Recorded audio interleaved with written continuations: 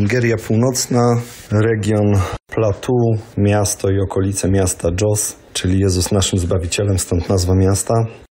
Co tutaj robimy? To co zawsze. Jesteśmy na miejscu dlatego, że tu po prostu giną ludzie, są prześladowani. Staramy się pomóc też tym co zawsze, czyli głównie kobietom i dzieciom. Głównym problemem Nigerii jest terroryzm i ataki na ludność cywilną.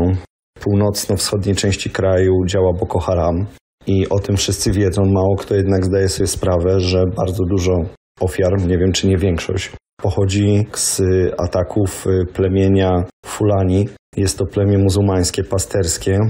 Poprzednie władze Nigerii, pan prezydent i cała wierchuszka sił zbrojnych, policji, służby bezpieczeństwa pochodziła z tego jednego plemienia.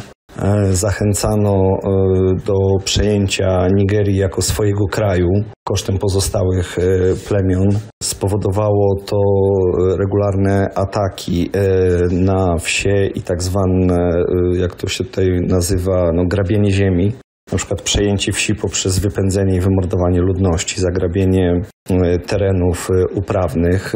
Ten region, w którym się znajduje Plateau, jest szczególnie cenny, ponieważ jest to region wyżynny, trochę górzysty. Jest tutaj dużo więcej deszczy, bardzo dobry klimat dla rolnictwa i dla uprawy. To taki, można powiedzieć, spichlerz Nigerii. Dlatego wszelkie płody rolne tutaj, czy to kukurydza, czy nawet zwierzęta, skóra zwierząt, które są lepiej karmione, wszystko jest po prostu dużo lepszej jakości. Dlatego ma to dużą wartość. I była zapewniona przez lata bezkarność praktycznie przestępcom, nawet jeżeli złapano ich na gorącym uczynku, kiedy mordowali ludzi, to po prostu ich wypuszczano.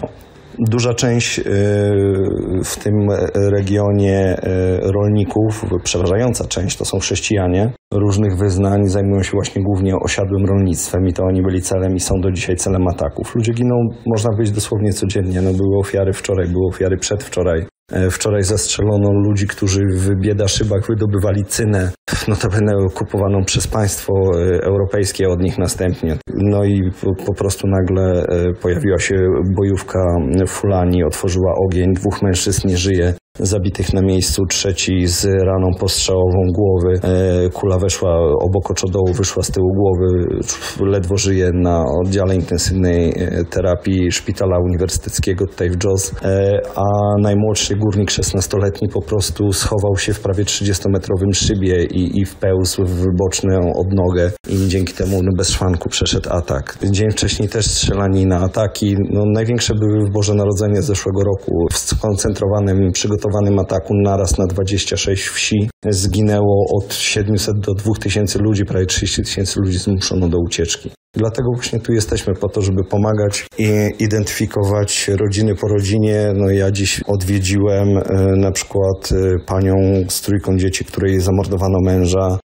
Żyje na wsi w wynajętym, w niedokończonym domu i potrzebuje pomocy, tak, żeby być w stanie się wyżywić i zapewnić jakąkolwiek przyszłość dzieciom, a nawet posłać je do szkoły. Potrzebuje po prostu dochodu i ze względu na jej doświadczenie w pracy na farmie i umiejętności stanęło na kupieniu małej młódzkarni. To jest koszt około $150 i to pozwala na utrzymanie rodziny, bo jest to jak gdyby dość rzadko tutaj dostępne ze względu na cenę. Warto powiedzieć, że ludzie są gotowi pracować za proste prace fizyczne za cały miesiąc, otrzymując $10 wynagrodzenia. Więc kupno takiej młódzkarni to jest, można powiedzieć, prawie 1,5 roku, czy tam rok i 3 miesiące pracy minimalnej. I oprócz tego jeszcze kupujemy i tutaj kury, żeby miała świeże jajka i jedzenie dla dzieciaków. Odwiedziłem dzisiaj inną panią, która z kolei uciekając, matka 6 dzieci, została postrzelona w udo z kałasznikowa, bardzo rana, która zniszczyła jej dużą część tutaj kości. Jest po 4 operacjach, utyka, chodzi o lasce. Dzisiaj miała podjąć dyskusję, złożyliśmy jej parę propozycji, przegadaliśmy jej możliwości rodziny i ona akurat ma męża, tak, on ocalał z rzezi, w związku z czym ma z nim dzisiaj porozmawiać, mają się zastanowić, mąż jest bezrobotny, syn zajmuje się właśnie pracą, rzucił politechnikę, pracuje w Biedaszybie, żeby w ogóle być w stanie utrzymać rodzinę. Zastanawiamy się tak samo, jak pomóc tej rodzinie. Rano rozmowa z 2 mężczyznami, którym zamordowano ojca i brata. Ich młodsza siostra w trakcie ucieczki osłoniła cios maczetą ręką, w związku z czym ma bliznę przez twarz i straciła część palców u dłoni. Chcą wrócić, są farmerami, chcą wrócić do wsi. Ich dom spalono. Odbudowali przez rok 1 pokój. Z 20-osobowej rodziny 11 osób zdecydowało się na powrót i pracę na farmie. Proszą o odbudowanie chociaż jeszcze 1 lub 2 pomieszczeń i pomoc w kupnie narzędzi, żeby mogli z powrotem pracować na roli. Tak to, proszę Państwa, wygląda, takie są realia i staramy się pomóc jak tylko możemy. Chciałbym, żebyście też Państwo jeszcze o jednej rzeczy usłyszeli, mianowicie czasem w Polsce dostajemy takie pytanie, że nie ma sensu was wesprzeć, w sensie takim, że mam dzisiaj tylko przy sobie 5 zł, 10 zł, to za mało, to nikomu nie pomoże. Dzisiaj odwiedziłem kobietę z 6 dzieci, postrzeloną z kałasznikowa. Ona wynajęła za rok 2-pokojowe mieszkanie na wsi w domku. Kosztowało ją to 28 000 nowych naira, czyli 76 zł. Za tyle za rok wynajęła ta rodzina łącznie 8-osobowa, 2-pokojowe mieszkanie.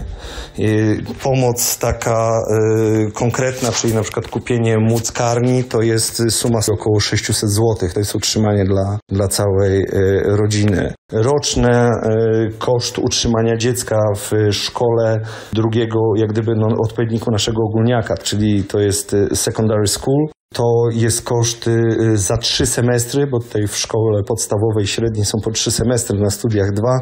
To jest, proszę Państwa, koszt około dokładnie $61, bo płaciliśmy właśnie tyle za posłanie dziecka teraz na rok do szkoły.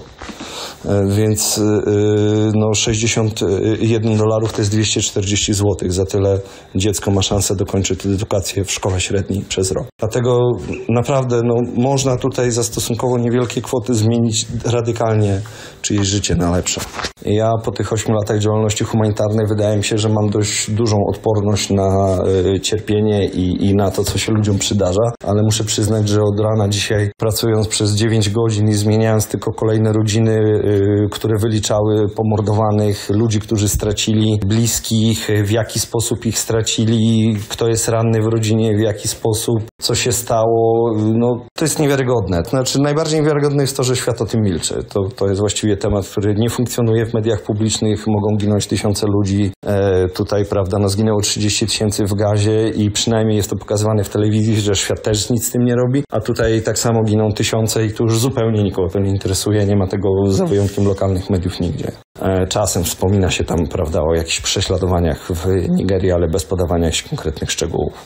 Więc skala tego cierpienia tutaj jest naprawdę ogromna i też skala pewnie potrzebnej pomocy. My jesteśmy kroplą w morzu, aczkolwiek już w paru miejscach usłyszałem coś, co krzepi strasznie serce, a mianowicie, że ponieważ jesteśmy de facto dość unikalni, tak? Nie było żadnej innej europejskiej fundacji, która by w ten sposób, czy tam w ogóle światowej, która by pomagała ofiarom ataków w ten sposób, to najzwyczajniej w świecie dajemy nadzieję. Oni wiedzą, że my nie pomożemy wszystkim, że to będą pojedyncze przypadki, ale ponieważ są to te przypadki bardzo często najcięższe, to oni odzyskują po prostu nadzieję. To jest niewiarygodne, ale tak to, proszę Państwa, funkcjonuje, a bez nadziei nie da się żyć.